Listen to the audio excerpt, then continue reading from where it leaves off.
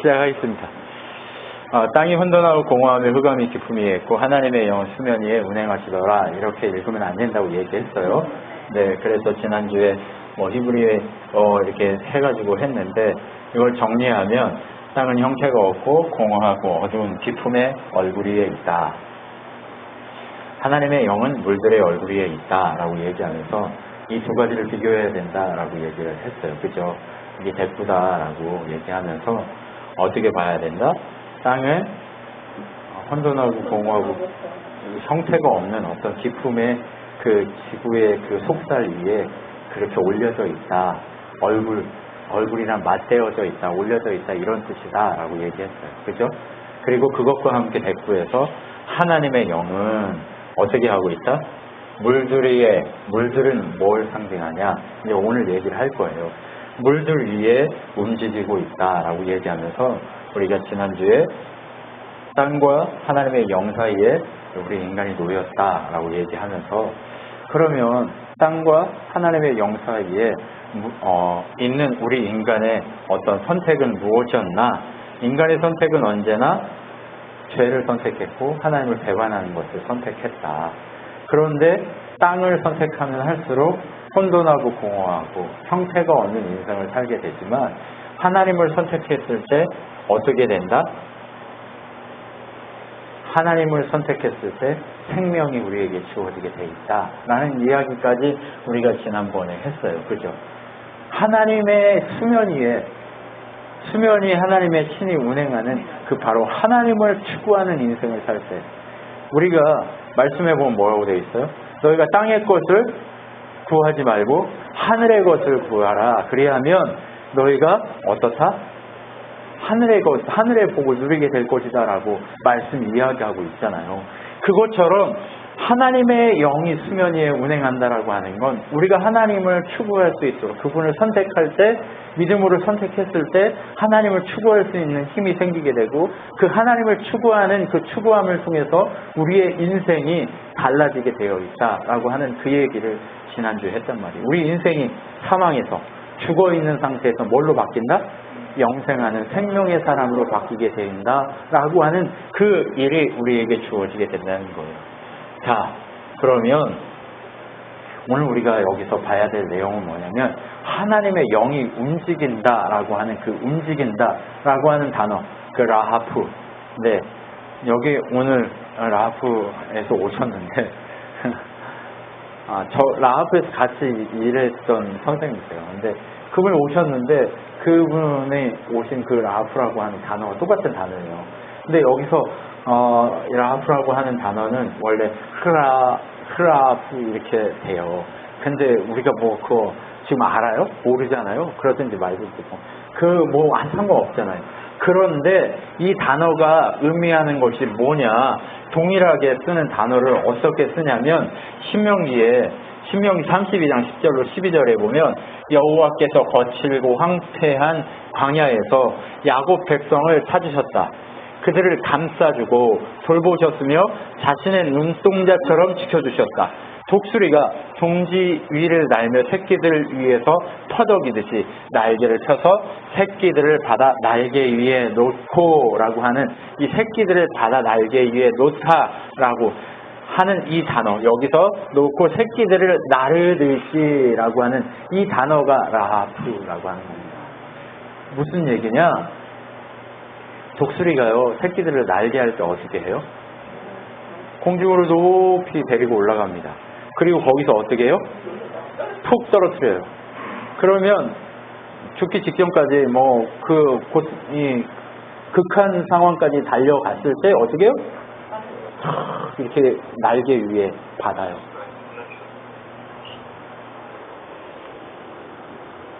날개 위에 받는단 말이에요.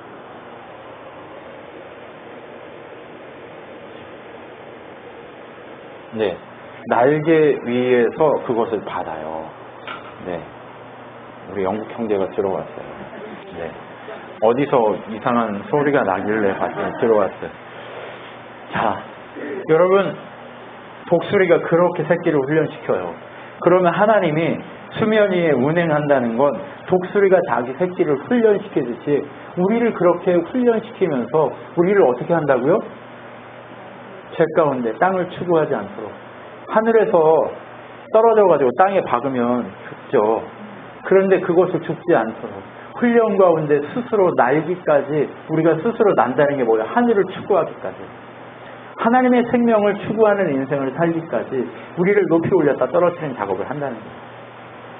근데 떨어뜨려서 죽여요? 안 죽여요. 받으신다는 거예요. 집사님 지금 이제 훈련에 돌입하신 거예요. 한 주 지났는데 눈이 이렇게 눈이 이렇게 터지셨어요. 마음이 너무 아픕니다, 집사님. 집사님의 일주일에 얼마나 힘겨웠을지 제가 참 그 눈을 보면서 제가 느껴집니다. 네. 그런데 정말 중요한 건 그 작업이 뭐라고요? 독수리는 뭐예요? 맹수잖아요. 네. 맹수가 약하면 뭔가를 잡을 수 있어요? 없어요. 그렇기 때문에 그 능력을 얻게 하기 위해서 어떻게 해요? 위로 올리는 거죠. 그리고 거기서 떨어뜨려요. 그런데 떨어뜨려 죽인가요? 아니요. 죽이지 않습니다. 그것을 받아내는 거예요. 정확하게 받아냅니다. 독수리는 실패할 수 있어요. 그런데 하나님의 영이신 성령께서는 우리를 하나님의 신이 수면 위에 운행하는 그 분은 실수하지 않으신단 말이에요. 하나님은 실수하지 않으세요. 실수치 않으시는 하나님이 바로 그렇게 움직여서 우리를 하나님 품에 그렇게 나를 수 있는 그 사람이 되도록 만들어주시는 거예요. 우리의 가치를 어떻게 하는 거예요? 사망의 가치에서 생명의 가치로 우리를 바꿔버리는 인생으로 우리를 전환시킨다는 거죠. 이게 바로 라합이라는 거예요. 네.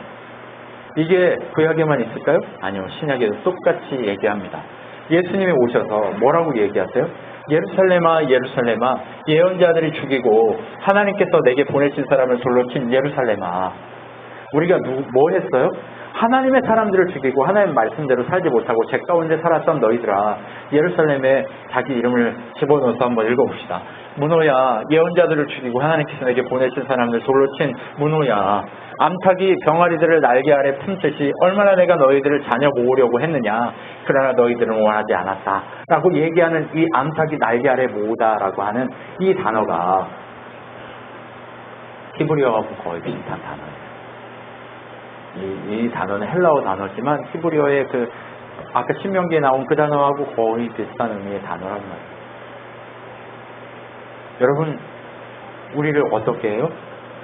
암탉이 언제 모아요? 이번에는 이제 좀 달라요. 독수리가 하늘에 올랐어요. 그래서 독수리가 올라서 닭을 가져가요? 아니면 병아리를 가져가요?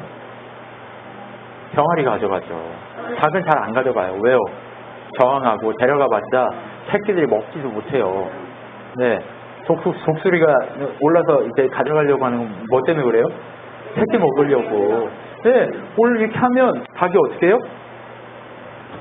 네, 하늘을 봐요. 그러면서 이렇게 까까까까까까 이러면서 막 한단 말이에요. 보셨어요? 네. 촌놈들은 보게 돼 있습니다. 집사님 한 번이나 보신 적 있어요? 집사님 공부하시느라 못 보셨군요. 저는 늘 수상 봤어요. 이러면 병아리들이 날개 밑으로 다 보여요. 네. 뭐 고양이가 오거나 아니면 위에 뭐가 뜨거나 이러면 다 와요. 모여요. 그렇게 모았다라고 하는 거예요. 왜 모아요? 보호하려고.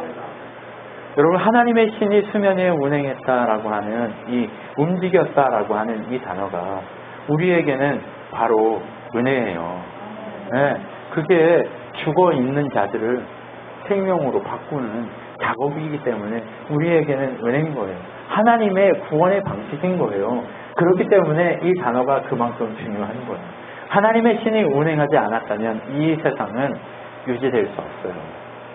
이 세상뿐 아니라 우리에게 구원이라는 건 존재할 수 없어요. 그렇기 때문에 이 단어가 그만큼 중요한 거예요. 똑같은 게 마태복음 23장과 누가복음 13장에 동일하게 나오고 있어요. 예수님이 우리를 그렇게 부르고 있다라고 얘기하는 거예요. 근데 부르고 있는데 누구는 들어요. 누구는 듣지 못해요. 누군 들을까요? 네, 구약에서는 남은 자라고 얘기해요. 신약에 가서는 깨어있는 자. 네, 그것을 뭐라고 불러요? 백성. 자녀 이런 식으로 표현합니다. 여러분 이게 정말 하나님이 우리한테 얘기하고자 하는 라프라는 바로 하나님의 영이 움직이신다라고 하는 하나님의 영이 움직인다는 건요 창조적 역사가 일어나는 거예요. 생명의 역사가 일어나는 거예요. 그 역사를 이루는 것이 바로 뭐예요? 라프라고 하는 하나님이 움직이신다는 단어예요. 그러면 하나님이 움직이시는 것에 대한 결과가 있어야 될 거 아니에요. 아무 결과가 없으면 움직이실 이유가 없어요. 하나님은요 의미 없이 움직이지 않으세요. 저는 의미 없이 움직입니다. 아무 생각 없이 그냥 멍 때리기도 하고 아무 생각 없이 바닥에 널브러져 있기도 하고 아무 생각 없이 그냥 이러고 있기도 해요. 그런데 하나님은 그럴 일이 없어요. 왜? 하나님은 시키다. 계획하신 그대로 하나님이 원하신 그대로 모든 것들을 성취하고 이루시는 분이시기 때문에 그럴 수밖에 없어요. 그래서 하나님은 뭐라고 얘기해요? 내가 너희에게 진리를 말한다. 누구든지 물과 성령으로 태어나지 않는다면 그 사람은 하나님 나라에 들어갈 수 없다라고 얘기해요. 물과 성령으로 거듭난다라는 표현을 하죠. 수면 위에 성령이 운행하신다는 표현과 물과 성령이라는 표현이 동일한 표현입니다. 동일한 의미, 동일한 메시지를 가지고 있는 거예요. 물은요 성령을 상징합니다. 물은요 성령을 상징하기 때문에 반복한 거예요. 그러면 성령과 성령으로 라고 얘기하기 이상하잖아요. 그러니까 물과 성령을 하는데 어떻게 하는 거예요? 물로 깨끗이 하고 물로 또 뭐예요? 생명을 살리고 하는 그 일들을 하는 거예요. 그렇기 때문에 물과 성령이라고 하는 것, 수면 위에 운행한다고 움직인다고 하는 것, 이것은 뭐예요? 생명을 주는 거예요. 생명을 수여하는 거예요. 하나님의 영이 움직임의 결과는 뭐예요? 하나님 나라에 들어갈 수 있는 영원한 생명을 누리게 하는 결과를 만들어낸다는 거예요. 그러면 하나님의 신이 괜히 움직였을까요? 오규가 이 자리에 있는 우리 모두가 주님을 주님으로 의지하고 의식하고 믿는 그들에게 뭘 주기 위해서? 영원한 생명과 함께 하나님 나라를 수여하기 위해서. 이 땅에 하나님 나라가 수여되어야 돼요. 여러분의 인생 가운데 하나님 나라가 수여되어야 돼요. 여러분 근데 그 하나님 나라가 완전해요? 아니요. 하나님 편에서는 완전한데 내 편에서 완전치가 않아요. 그래서 하나님의 신이 언제 움직여야 돼요? 쉼없이 영원토록 움직여야 돼요. 하나님의 신은 영원히 움직이시죠. 하나님의 신이 멈추면 우리는 하나님 나라를 수여받지 못해요. 그래서 그분이 운행하고 계신 거예요. 한 번만 운행하실까요? 아니요. 창조부터 알파와 오메가 언제까지? 심판에 이르는 그 마지막 심판까지 하나님의 신은 운행하셔야 하고 그리고 영원까지 심판이 있은 이후까지도 그분의 신은 운행하셔야 돼요. 왜요? 그분의 신이 운행해야 우리에게 하나님 나라가 수여된과 동시에 영원한 생명을 유지할 수 있게 되기 때문입니다. 그렇기 때문에 그분이 움직이신 결과는 우리가 하나님 나라에 거듭나서 다시 태어나서 들어갈 수 있는 일이 벌어지게 된다는 거예요. 그리고 그분이 어떻게 해요? 우리가 거듭났다라고 하는 것의 의미는 뭐예요? 성령이 운행하시면서 우리를 거룩하게, 깨끗하게 했다라는 표현을 사용합니다. 거룩하다, 깨끗하다라는 표현은 어떤 의미일까요? 여기서 거룩하다, 깨끗하다는 의미는요, 구별했다라는 거예요. 구분지었다라고 하는 거예요. 어떻게 해요? 하나님의 백성, 하나님의 것으로 이렇게 땅 지적도를 보면요, 여러분 어떻게 돼 있어요? 땅마다요 이렇게 지적들 이렇게 주인별로 표시가 돼 있어요. 그래서 거기에 이름이 써져 있어, 그죠? 그러면 그건 누구 거라는 거예요? 이름 써져 있는 사람 건데 이렇게 구획해 놓은 거예요. 근데 길을 보면 실제로 가보면 그 그림대로 돼 있어요? 아니요. 어떤 사람이 땅을 이쪽으로 차지해서 건물을 짓기도 하고 막 멋대로 돼 있어요. 그럼에도 불구하고 지적도에 보면 그렇게 돼 있잖아요. 네, 그것처럼 어떻게 했어요? 하나님, 이 세상에 보면 무질서하고 엉망진창인 것 같고 그냥 아무렇게나 되어 있는 것 같지만 하나님은 어떻게 하고 계시다고요? 구별해 놓고 계시다는 거예요. 아, 요거는 내 거, 요건 내 거, 요것도 내 거, 내 거, 내 거. 무슨 말씀인지 이해가 되시죠? 하나님이 여러분을 구별해서 그렇게 어떻게 했어요? 구분 지어 놨기 때문에 어떻게 됐어요? 거룩하다라고 하는 이 특성을 우리가 갖게 된 거예요. 우리가 거룩해지는 게 아니에요. 우리가 깨끗해진 게 아니라니까요. 우리가 뭔가 홀리해서 홀리한 게 아니라니까요. 우리는요, 절대 거룩이라는 거를 만들어낼 수 없어요. 근데 자꾸 우리는 뭘 하려고 그래요? 거룩한 척 나 금식 40일 금식해서 막 그거 거룩해요? 40일 금식하고 좀 있다가 밥 먹고 힘나면 또 싸우잖아요. 아니, 예배 드리고 나서 주차장에서 교인들끼리 싸운다며요. 그게 거룩해요? 우리한테는 거룩이란 없어요. 기도를 많이 하고 어쩌고 저쩌고 막 해도 자기 욕망이 안 맞으면 화나면 막 욕하고 멋대로 살잖아요. 우리한테는 거룩이 없다니까요. 하나님이 그냥 뭘 한 거예요? 법정적으로 내가 너를 거룩하게 구별했어 라고 하는 것 뿐이에요. 그러니까 신앙적인 뭐라고 해야 돼요? 그걸 가질 필요가 없어요. 저분은 훌륭하고 나는 열등하고 하는 이 열등감을 가질 필요가 없다니까요.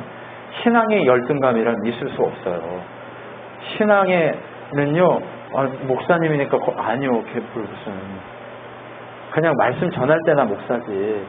네, 똑같아요, 여러분하고. 네, 똑같아요. 욕망 덩어리죠, 죄 덩어리죠. 똑같아요. 그런데 정말 중요한 건 뭐냐? 하나님이 그렇게 구별했다라고 하는 것뿐입니다.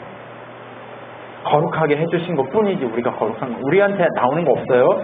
테레사 수녀가 거룩해요? 아니요. 여러분, 어떤 신부가 거룩해요? 아니에요. 누가 거룩해요? 뭔가 훌륭한 일을 했어요? 그거는 그냥 인간적으로 그냥 한 거예요? 착한 일 한 것 뿐이지 거룩하지 않다니까요. 거룩은 하나님이 그냥 구별해 놓은 것 뿐이에요. 그러니까 저를 가까이 와서 보면 땀 냄새밖에 안 나요. 그래가지고 실망한다니까요. 뭔가 이렇게 목사님한테 가면 거룩의 냄새가 나고 뭔가 그럴 줄 알았는데 우리 아들들한테 물어보세요. 정말 우리 집에서 제일 어린 게 누구지? 네.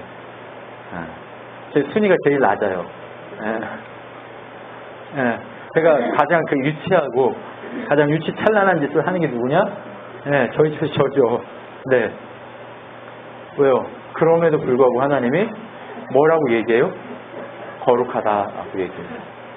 우리의 유치찬란함을 우리 누가 제일 잘 알아요? 우리 스스로는 몰라도. 왜냐하면 자기를 볼 수가 없어. 근데 가장 가까이 있는 사람이 제일 잘 알아. 네. 근데 제발 좀 알았으면 좋겠어요. 근데 잘 알아져요? 저 스스로 생각해보면 잘 몰라져요. 그래서 겸손하기가 어려운 것 같아요. 여러분, 우리가 그렇게 유치찬란한 인간인 걸 아시고 하나님이 우리를 그렇게 움직이셔서 그렇게 거룩하게 했다라고 한 거예요. 그런데 거룩하게 했다고만 하는 것에서 멈추면 우리가 너무 힘들잖아요. 그렇죠? 우리 늘 죄의 어떤 책임감, 의무감, 하나님은 그렇게 하셨는데 나는 왜 이렇게 맨날 죄 짓고 이렇게 할까라고 생각하는데 너무 당연하다고 하나님이 인정해버리는 거예요. 그래서 뭐라고 얘기해요? 그러니 진실한 마음과 확실한 믿음을 가지고 하나님께 가까이 나갑시다. 우리는 죄책감에서 깨끗해지고 자유로워졌으며 맑은 물로 몸이 씻겨졌습니다. 라고 얘기해요. 죄책감을 가지래요, 갖지 말래요? 네. 우리는 이 중심을 잘 잡아야 돼요. 우리가 죄인이라는 사실을 늘 가지고 있는 것과 동시에 근데 죄인인 건 알지만 그 죄에 대한 책무를 갖지는 않아요. 그렇다고 해서 사람 이렇게 죽이라는 얘기 아니에요. 가서 욕하고 때리라는 얘기 아니에요. 그런 짓 하지 말아야 돼요. 인간이니까. 그런데 우리가 정말 숨 쉬면서 늘 죄 짓잖아요. 우리 죄라는 게 뭐라고 그랬어요? 계속 하나님 보지 않는 거, 하나님과 멀어지는 거. 네. 우리가 언제 욕해요? 하나님 생각하지 않을 때 욕하잖아요. 하나님 인식하지 않을 때 욕하잖아요. 우리가 언제 싸워요? 하나님 인식하지 않을 때 싸우잖아요. 하나님이 나를 구원했고 내게 은혜 주셨다는 그 사실이 늘 365일 24시간 계속 진행된다면 내가 그러지 않을 거예요. 근데 그게 진행이 돼요? 아니요, 안 돼요. 그러지 못함에 대한 어떤 그 제 책무를 죄책감에 시달리지 말라는 거예요. 왜요? 죄인이긴 하나 그 모든 죄를 하나님이 덮으셨다라고 하는 은혜를 누리라고 하는 거예요. 이 지점이 우리에게 늘상 공존해야 돼요. 그래야 넘어지지 않아요. 내가 죄인이라는 사실과 함께 죄인이지만 그래도 내가 하나님 은혜로 그 죄에서 벗어난 자다라고 하는 이 은혜와 감격이 이렇게 왔다 갔다 해야 돼요. 왜냐하면 감격이 계속 유지되려면 내가 죄라는 내 이 존재, 이 죄인의 존재가 늘상 내 안에 있어야 되는 거예요. 그래야 그 감격이 살아있어요. 나는 이제 의인이야, 나는 괜찮아라고 하면 그 감격이 없다니까요. 그러다 보니까 하나님을 안 찾아요. 왜요? 그 감격이 있을 때 하나님을 찾는데 감격이 없으면 하나님 안 찾아요. 그러니까 언제나 뭐 해야 돼요? 내가 죄인이야. 근데 그 죄에 대한 어떤 책무는 주님이 덮으셨지. 이 과정이 늘 우리에게 있어야 돼요. 그래야 그 감격이 우리 안에 늘 살아있지. 그렇지 않으면 우리는 늘상 뭐예요? 죄책감에 시달리거나 죄인이어서 죄책감에 시달려서 늘 뭔가를 하려고 율법주의적으로 빠지거나 그렇지 않고 어떻게 해요? 나는 이제 I'm free, 나 괜찮아 이러면서 맨날 뭐 하는 거예요? 죄 짓고 살아요. 그러니까 둘 다 죄죠. 그러면 어떻게 해야 돼요? 그 중간에 쓰는 일을 하는 거예요. 그 중간에 죄인이라는 사실과 은혜라는 사실, 그 사실 위에 설 수 있게 만드는 게 뭐예요? 하나님의 영이 움직이신다는 거예요. 그 자리에 서게 하는 게 바로 하나님의 영이 하시는 거예요. 100% 이해가 되시죠? 왜냐면 우리는 할 수가 없어요. 그 중간에 선다는 것 자체를 우리가 할 수가 없어요. 그렇기 때문에 늘상 우리 뭐 해야 돼요? 그 중간에 서려고 은혜를 구하고 마음을 우리가 주님 앞에 집중하고 그렇게 살아가는 그 일이 우리에게 필요한 거예요. 그래서 우리를 물로 씻기다, 우리를 거룩하게 했다라고 하는 거고 우리가 죄인이다라고 하는 그 중간에 서서 늘상 그 은혜의 감격을 가지려고 그게 누리는 거예요. 은혜를 누려라 하면 가가지고 누린다고 하네. 누려 하면 이렇게 100억 있어가지고 루이비통 어떤 이런 거 사가지고 그리고 한 끼에 100만 원짜리 1000만 원짜리 먹고 이런 게 누리는 거 아니에요. 진짜 누린다는 건 뭐예요? 이 사실을 알고 이 사실 가운데 서는 거, 이것이 누리는 거예요. 여러분 이것을 누리는 게 진짜 믿음이고요. 진짜 신앙이고 진짜 은혜입니다. 그것이 바로 성령께서 움직이신 결과예요. 이 움직이심의 결과를 우리가 알았을 때 진짜 하나님의 신이 운행하시더라는 삶을 살게 돼 있어요. 바로 하나님 나라를 추구하는 삶을 살게 돼 있단 말이에요. 여러분 신기하죠? 하나님의 신이 운행했다는 게 이러한 은혜를 우리에게 주고 있다는 게 얼마나 신기해요. 그러면서 우리에게 뭘 수요하시는 거예요? 결국 우리는 뭘 바라보게 돼 있어요? 빛이신 하나님을 보게 돼 있어요. 우리가요 그 중간에 있어서 뭘 하는 거예요? 하나님을 보는 거예요. 누리라고 하니까 내 멋대로 그냥 나 죄인이야. 근데 여기 살았어. 여기서 이제 이기면 되는구나. 이게 아니에요. 하나님을 늘상 보게 되는 거예요. 빛이신 하나님을 늘상 보기 시작하는 거예요. 하나님을 보셔야 돼요. 하나님을 본다고 하니까 어떻게 해요? 목사는 하나님 보이지 않는 하나님 어떻게 봐요? 안 보이는데요? 자꾸 그렇게 된단 말이에요. 그런데 어떻다고요? 이 시대의 신이 믿지 아니하는 사람들의 마음을 어둡게 하여. 이 시대의 신은 뭐예요? 만몬이죠. 돈이죠. 명예죠. 권력이죠. 이 모든 것들이 이 시대의 신이에요. 우리를 속이고 하나님을 보지 못하게 만드는 모든 것들이 666이에요. 666이 다른 거 아니에요. 하나님을 보지 못하게. 제가 뭐라고 그랬어요? 하나님을 보지 않는 거. 하나님을 향한 우리의 시선이 멀어지는 거. 근데 그것을 못 보게 하는 게 다 666이란 말이에요. 여러분 666에 대해서 고민하지 마세요. 칩을 넣고 이런 게 666이 아니에요. 하나님을 보지 못하게 만드는 모든 게 666이에요. 네, 그 어떤 것만 666이 아니란 말이에요. 그렇기 때문에 이 시대의 신을 믿지 않는 사람들의 마음을 어둡게 하나님의 형상이신 그리스도의 영광을 드러내는 복음의 빛을 보지 못하게 하였다. 복음의 빛이 뭐예요? 지금까지 우리가 얘기했잖아요. 하나님이 신이 수면 위에 운행하시더라를 통해 우리가 죄와 어떤 거룩의 은혜 가운데 서서 예수 그리스도 그분이 나를 하나님을 볼 수 있게 만들었다고 하는 이 복음의 빛 가운데 우리가 서게 되고 깨닫게 되었다는 거예요. 여기서 깨닫게 되는 그것이 바로 우리에게 수여된 빛이란 말이에요. 그 복음을 깨닫게 되는 그 역사를 통해 우리가 어떻게 돼요? 하나님을 보는 거예요. 하나님의 은혜를 보는 거예요. 하나님의 은혜를 본다는 건 우리가 알게 된다는 거예요. 하나님의 사역을 알게 된다는 거예요. 하나님의 나를 위한 일하심을 알게 된다는 거예요. 하나님 나를 깨닫게 하시는 그분의 역사를 알게 된다는 거예요. 하나님의 움직이심의 그 움직임을 알게 된다는 거예요. 그래서 어둠 속에 빛이 비춰라 말씀하신 하나님께서 그리스도의 얼굴에 나타난 하나님의 영광을 깨닫게 해주시기 위해 우리 마음의 빛을 비춰주셨습니다. 이렇게 되는 거예요. 그래서 십자가의 은혜를 깨닫는 그 일이 우리 안에서 일어나기 시작하는 거예요. 놀랍죠? 이것이 바로 복음이에요. 이것이 바로 하나님이 일하심의 역사예요. 바로 하나님의 신이 운행했다는 것의 결과가 바로 이것인 거예요. 하나님을 보는 일로 우리가 우리의 인생의 목적지가 달라지는 거예요. 여러분 하나님을 보십시오. 모든 삶의 순간이 방법이 다르더라도 그 자리에 서서 하나님을 보려고 하는 그것이 우리의 인생입니다. 그래서 우리는 어떤 사람으로 달라지게 돼 있어요? 이제 빛 가운데 서게 돼 있어요. 이제 다음 주에 우리가 빛에 대해서 얘기하는데 빛 가운데 선다니까요. 네, 어떤 빛에 서 있어요?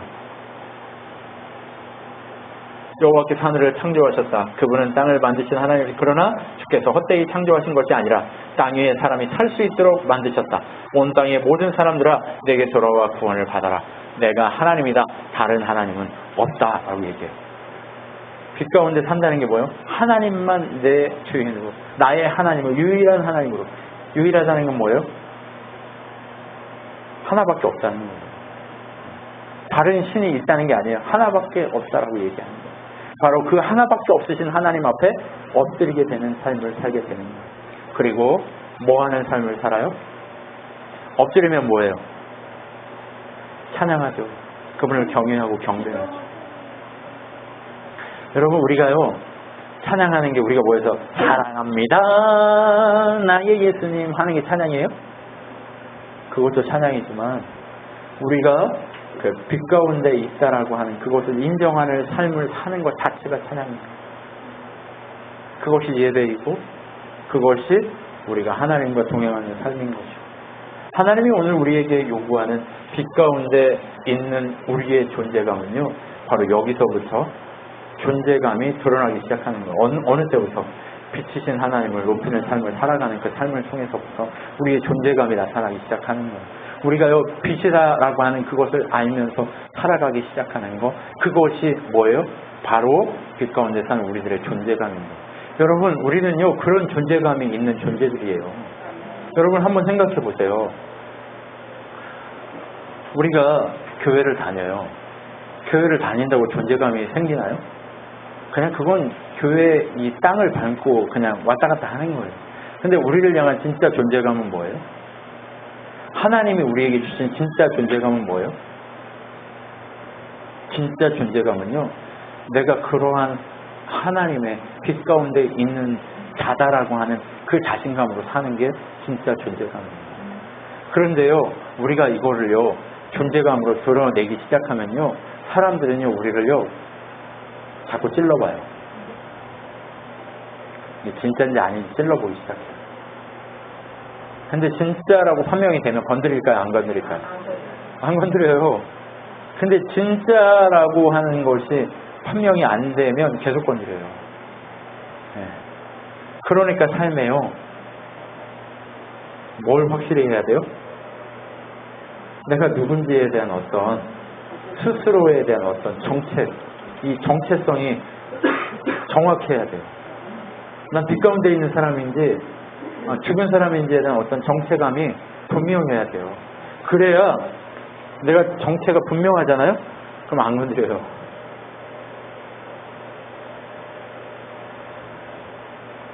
잘 안 건드려요. 근데 누굴 건드려요? 넘어지기 쉬운 사람들 건드려요. 그런데 넘어지기 쉬운 사람이 누구예요? 주님을 안 보는 순간이 바로 넘어지기 쉬운 사람이에요. 특별히 그런 사람이 있는 게 없어요. 기도 많이 한 분이 기도하는 넘어지기 쉬우니까 기도 많이 해야 돼. 아니라고요. 그런 게 어딨어요. 그런 게 아니라 하나님을 보지 않는 그 순간 우리는 그 사람이 되어 있는 거예요. 넘어지기 쉬운 사람. 이해가 되셨어요? 하나님을 보려고 몸부림치는 사람은요 넘어지기 쉬운 사람이 아니에요. 안 건드려요. 그런데 하나님을 안 보려 하는 사람은 넘어지기 싫은 사람이에요. 그렇기 때문에 우리가 늘상 어떻게 해야 돼요? 네, 그분을 보려고 애쓰는 정체감. 우리 정체감을 확실히 가지라고 얘기하니까 내가 뭔가 이렇게 확실히 뭔가 해야 되나 이렇게 아닌데 그런 거 아니고요. 정체감이라고 하는 건 뭐예요? 그분을 보려고 애씀이에요. 네, 몸부림친다. 제가 가장 좋아하는 단어가 그거라고 얘기했잖아요. 네, 몸부림치는 거. 네, 영어로는 struggle 이렇게 얘기한다고 했잖아요. 네, 그거 해야 된다고요. 몸부림치십시오. 그분을 보려고 애쓰십시오. 그러면 어떻게 돼요? 빛 가운데 거하는 멋진 사람으로 바뀌게 됩니다. 여러분, 멋진 사람이 되십시오. 우리 친환교에서 정말 주님 안에 그렇게 훈련되면 그렇게 멋있는 사람으로 바뀌게 되어 있습니다. 다들 저는 못해요라고 얘기하지만 결국 하나님이 그렇게 하는 자유로운 인생을 만들어 주실 겁니다. 여러분이 그 자유가 어디서 와요? 나한테서요? 아니요. 주님을 보는 곳에서 오는 거예요. 그것이 어디서부터 시작돼요? 하나님이 운행하십니다. 하나님이 동행하십니다. 우리를 위해서 움직여 주신다라고 하는 그 움직인다는 게 뭐예요? 우리랑 동행하시고 일하시고 함께 해주시는 거예요. 그러니까 그것을 믿고 우리가 그분을 자꾸 보려고 하는 거, 이것이 우리가 주님 닮은 모습으로 계속해서 뭐 해가는 거예요? 성장해 가는 거죠. 이 성장이 여러분의 것이길 소망합니다. 그러니까 멈추지 마십시오. 바울이 뭐라고 그래요? 네, 난 쉬지 않고 다닌다. 몇 살이에요? 죽음을 앞두고 있는 그 순간에도 내가 늙은 노년이 됐어. 이제 정말 쉬지 않고 달린대요. 왜요? 너만 하나님 앞에 잘했다 칭찬받고 나는 버려질까 봐. 저랑 여러분 똑같다는 얘기가 뭔 얘기인지 아시죠? 바울이 그걸 안 거예요. 뭘요? 내가 말씀을 전할 때나 사도지 내 삶 자체가 사도가 아니라는 걸 알았던 거예요. 나는 인생이라는 걸 알았던 거예요. 하루살이와 같은 인생이라는 걸 알았던 거예요. 그렇기 때문에 주님의 은혜가 아니면 아무것도 아니고 배설물인 것을 썩어버릴 그런 육체인 것을 알기 때문에 오늘도 우리가 뭐 해야 된다? 달리기를 쉬지 않는다 라고 얘기하는 그것을 그가 알았던 거예요. 그러니까 오늘 땅을 추구하는 자는 허물을 추구하게 되고 하나님의 일을 추구하게 되면 하나님 나라를 소유하게 되는 그 놀라운 은혜, 이 비밀이라는 것을 누리는 여러분의 삶, 그것을 누리면서 끝까지 믿음으로 지치지 말고 승리하는 여러분 되시기를 소망합니다. 기도하겠습니다. 하나님 아버지 감사합니다. 우리는 늘 넘어지기 때문에 하나님의 은혜가 늘 필요합니다. 눈을 감으면 하나님이 보여야 되고 하나님의 나라를 누리는 내 삶이 느껴져야 되는데 그런데 눈을 감으면 제약된 것이 하나님을 멀어지게 하는 그 모든 것들이 내 머릿속을 가득 채우고 있는 것을 보게 됩니다. 하나님, 오직 주님만 두 눈을 감아도 볼 수 있는 그렇게 아무 생각 없이 가만히 있을 때에도 살아계신 하나님의 운동하심을 움직이심을 나를 위해 일하고 계심을 느끼며 누리며 겸손하게 하나님 앞에 부복하는 삶을 살 수 있기를 주님 앞에 간구하오니 주여 우리 인생을 주님 책임져 주시고 주님 나라 가기까지 우리에게 하나님의 자녀의 삶을 더 크게 누릴 수 있는 힘과 은혜를 허락하여 주시옵소서. 지금 우리 주 예수 그리스도의 은혜와 하나님의 사랑과 성령 하나님의 위로교통 충만케 하신 가운데 더 크고 더 놀라운 하나님의 사랑을 누리고 그 3대로 영향력을 미치며 세상 가운데 주의 색성 다음 삶을 살기로 결정하는 우리 친환교회 성도들 머리 위와 온 우주적 교회 머리 위에 영원토록 함께 있을지어다. 아멘.